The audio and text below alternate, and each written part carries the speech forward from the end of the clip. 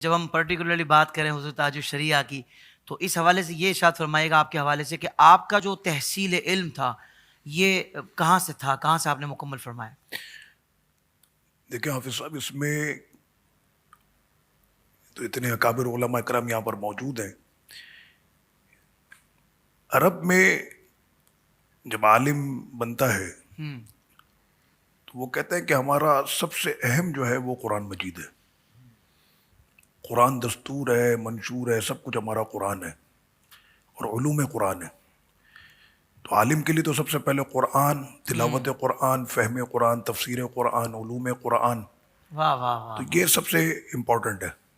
تو حضور تاج الشریعہ علیہ الرحمہ نے ابتدائی تعلیم, جیسا کہ قبلہ شاہ صاحب نے فرمایا کہ گھر سے ہی آغاز ہوا, اور ان کو علوم دین حاصل کرنے کے لیے جانے کی کیا ضرورت تھی, علم کا سارا سمندر تو ان کے اپنے گھر میں تھا.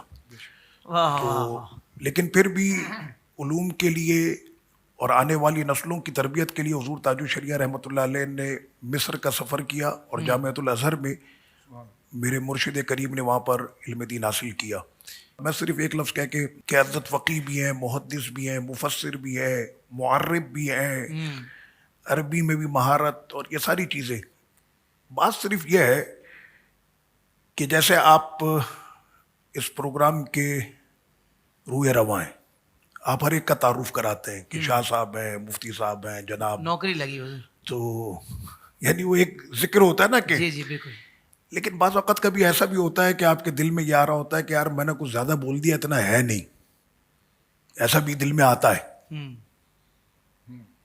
لیکن جب میں اپنے پیر و مرشد کے لیے کہتا ہوں نا اللہ کہ میرے مرشد قول اور فعل میں یکسر تھے بالکل, اور وہ عالم صرف عالم دین نہیں بلکہ عالم ربانی تھے وہ. اللہ اکبر. تو جو بات میں اپنی زبان سے کر رہا ہوتا ہوں, اندر سے میرا دل اس کی تصدیق کر رہا ہوتا ہے.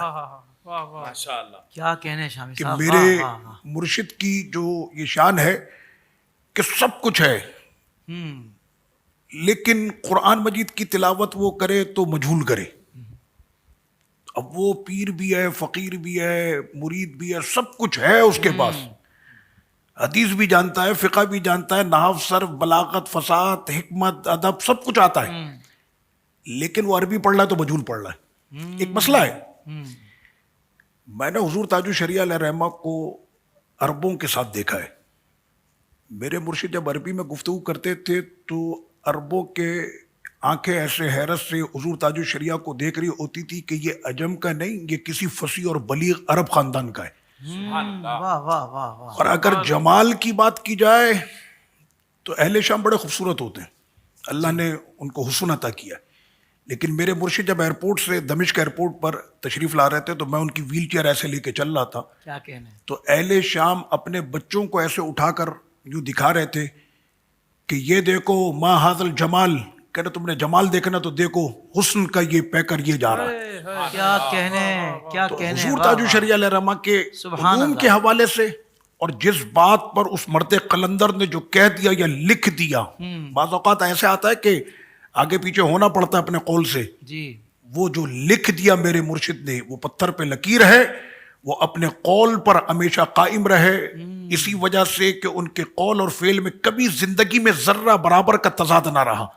جو انہوں نے کہہ دیا مرتے دم تک اسی پر قائم رہے. واہ واہ واہ, کیا کہنے علامہ صاحب, سبحان اللہ سبحان اللہ. سوشل میڈیا پر اسلام کی صحیح تعلیمات جاننے کے لیے ابھی حافظ طاہر قادری کا نیا YouTube channel Islamic digital studio subscribe کر لیں, اور ہاں نوٹیفیکیشن بیل آئیکن کو بھی پریس کر لیں تاکہ ہماری نئی ویڈیوز آپ تک بر وقت پہنچ سکے.